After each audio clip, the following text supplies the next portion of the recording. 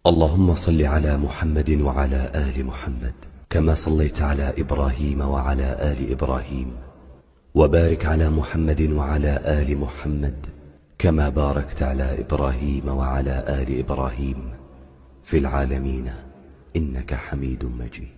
Assalamualaikum, saya Edi. Jangan lupa subscribe, like, dan komen. Cerita misteri dan seram. Kisah serangan orang minyak di Kulim dan Sungai Petani. Keluar masuk dari rumah berkunci gaib tanpa tinggalkan jejak. Sejak dahulu, kisah sesuatu tempat yang heboh kerana gangguan orang minyak sering berlaku. Banyak tempat pernah dikaitkan dengan siri serangan orang minyak ini. Orang minyak dikaitkan dengan individu yang menuntut ilmu batin dan akan menceroboh masuk ke rumah-rumah yang mempunyai anak gadis dan wanita untuk diperkosa. Orang minyak ini selalu digambarkan dengan serba hitam dan tubuhnya berlumuran minyak.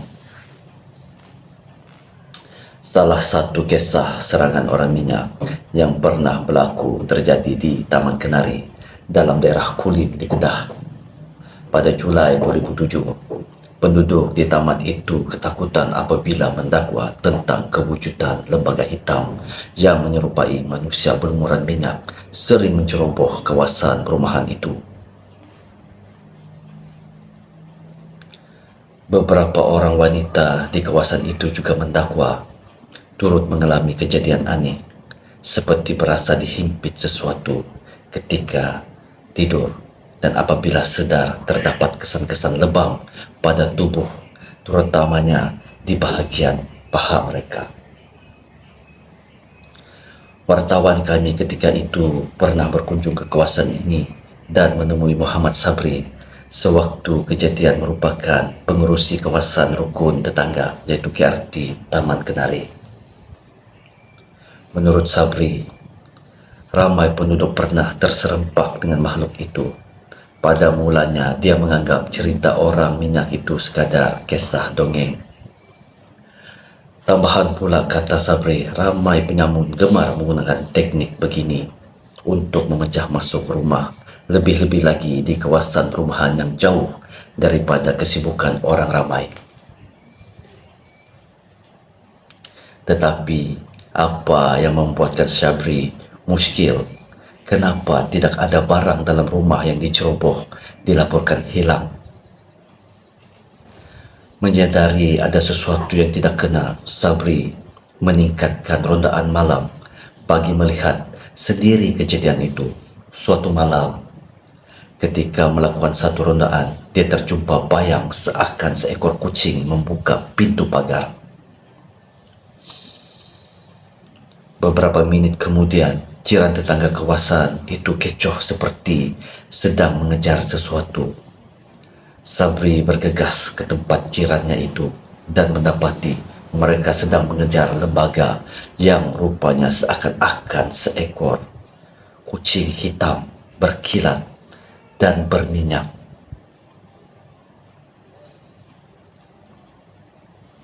Malangnya mereka gagal mengejar lembaga itu yang secara tiba-tiba hilang tanpa dikesan. Selepas beberapa hari, mereka dikejutkan lagi dengan kemunculan orang minyak di atas bumbung salah seorang penduduk di situ. Kali ini, kemunculannya disusuli dengan suara wanita meminta tolong dari sebuah rumah di hujung simpang. Jeritan kuat dan mengejutkan pasukan rukun tetangga yang terus mengepung rumah itu bersama 20 orang penduduk. Tetapi sepantas kilat lembaga itu hilang, manakala wanita menjerit itu didapati lebam dan tiba-tiba muncul di beberapa bahagian tubuhnya. 2 bulan kemudian, yaitu pada September, dikatakan serangan orang minyak itu sudah beralih ke lokasi lain pula. Kali ini makhluk serba hitam berminyak itu muncul di Taman Keladi dan Taman Angsana, Sungai Petani, Kedah. Jauhnya hampir 50 km dari Kulim. Berdasarkan cerita mulut ke mulut, orang minyak muncul di kedua-dua taman itu telah mencabul beberapa orang gadis yang tinggal serumah. Selain itu, ia turut menyerang beberapa orang suri rumah. Seorang mangsa yang dikenali sebagai Fatimah berkata, dia hanya tergamam dan tubuhnya kaku, tidak mampu bergerak. Selepas mendengar anaknya, gadisnya menangis yang berusia 15 tahun menjerit meminta tolong. Menurut cerita anak gadisnya itu, dia diserang orang minyak dan selepas dia menjerit, orang minyak itu lari menghilangkan diri ke dapur rumah mereka. Apa yang pelik, tiada kesan umpil ataupun terkopak pada pintu dapur rumah yang elok terkunci, bahkan tiada kesan ada orang masuk ataupun keluar pada pintu atau tingkap rumah. Bagaimana makhluk itu melarikan diri? Serba ringkas tentang orang minyak. Mengikut kepercayaan masyarakat Melayu, orang minyak merujuk kepada seseorang menuntut ilmu hitam, yaitu yang perlu memenuhi syarat mendapat 40 orang darah gadis sunti. Mengikut cerita lisan, ilmu orang minyak membolehkan seseorang itu mendapat kuasa yang hebat seperti sentiasa muda dan tidak dimakan usia. Selain itu, mereka juga mampu menjelma menjadi apa saja dan kebal serta mampu gaib pada bila-bila masa.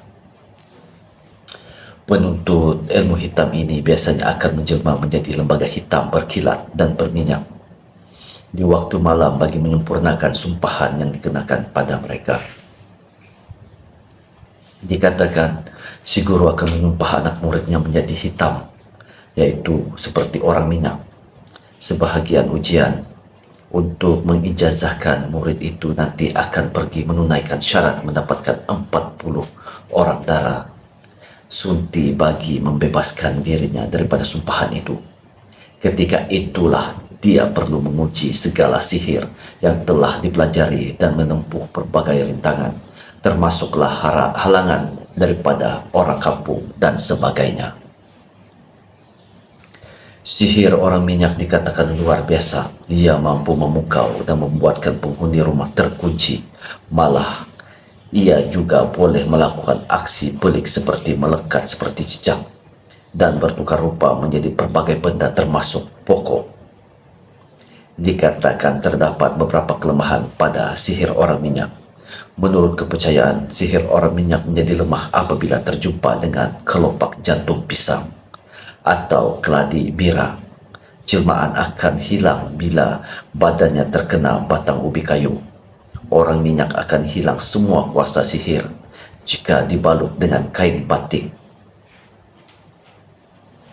Begitu populernya kisah orang minyak ini sejak zaman dahulu sehingga sering dikaitkan dengan layar perak. Salah satunya filem hitam putih Sumpah Orang Minyak arahan P. Ramlee diterbitkan pada tahun 1958, antara yang masih diingati sehingga hari ini. Namun, kadangkala bukan semua serangan aneh itu benar-benar dilakukan orang minyak. Salah satunya pada kejadian yang berlaku pada penduduk Kitari di Bentong Pahang pada penghujung tahun 2011. Penduduk ketika itu hidup dalam kebimbangan apabila satu lembaga misteri yang dikatakan orang minyak berkeliaran di kawasan itu.